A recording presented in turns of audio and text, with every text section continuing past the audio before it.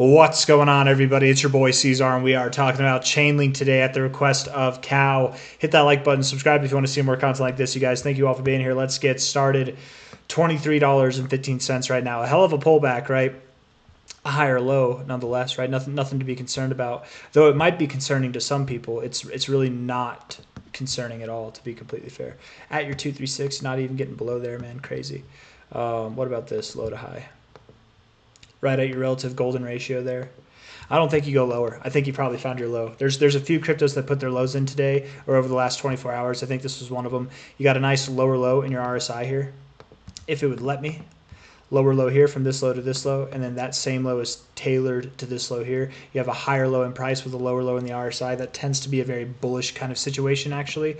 And then overall, the RSI for Link is in this nice kind of bullish upward trend here, right? Parallel kind of channel, and you're at the bottom of it. So I would think you actually look like you're ripe for a bounce. I think that this is probably one of those coins that is ready to bounce. If we find our low here, we put a white line there. You go all the way back, you can see that you found resistance here before. You're finding support at it now, potentially, right? Nothing really there. A little bit of support here before, a little support before, a little support there before, resistance in this area, kind of, and then probably nothing for the rest of the time. Okay, so going back, yeah. So somewhat of a significant area, both on the fibs and on the price. I think it makes sense. RSI looks like it makes sense for it to turn around from here too. Let's look at the 4 hour.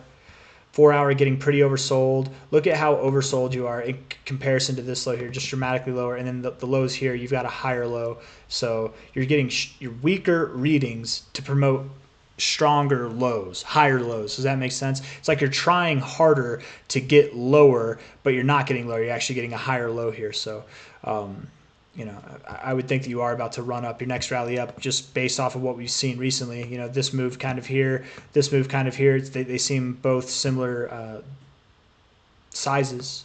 I would think your next move up probably takes place over, you know, maybe over the weekend, probably over the weekend for crypto, if not starting today and going over the weekend. I would think Link gets back up to about 29 to 30 bucks to start next week off and to end this week probably.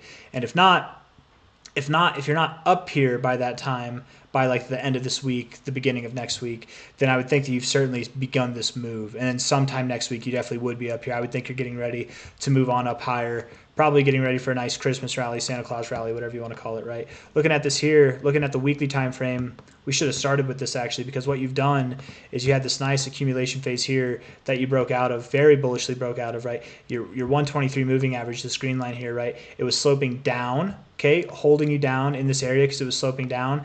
As you broke out, you started to slope this green line up, and then look, as it slopes up, that's when your price started to move up as well. So you're in a very positive positioning. Whenever it's sloped up, we tend to get bullish stuff, right? It's the 123. It takes a long time, so it is a lagging indicator, but it has a lot of weight to it. Let's just leave it at that. Finding support on it is a very big thing, but you didn't just find support on the 123 moving average. You found support at previous areas of resistance here where you accumulated, at previous areas of support where you like launched up to this area before. All right, you're looking a lot more constructive here, probably a lot more sustainable than you were last time at these areas, so you probably do progress higher.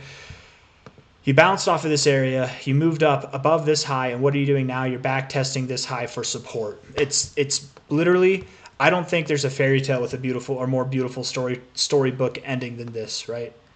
Maybe one without me as the narrator because I'm stuttering so much, but seriously, it's a really good looking chart, man. Going to the 1272, holding your 100 area. If you go down to the 886, the 100 area, in case anyone's wondering, that's the one here. It's 100%. It's one, right? If like this is the top of the move, this is the bottom of the move, to retrace 100% of the way, it's always back at the one, right? That's why it's the 100 area. But to find support here is beautiful. If you went down, the lowest I'd give you is $20.32, but I don't even think you go that low, man.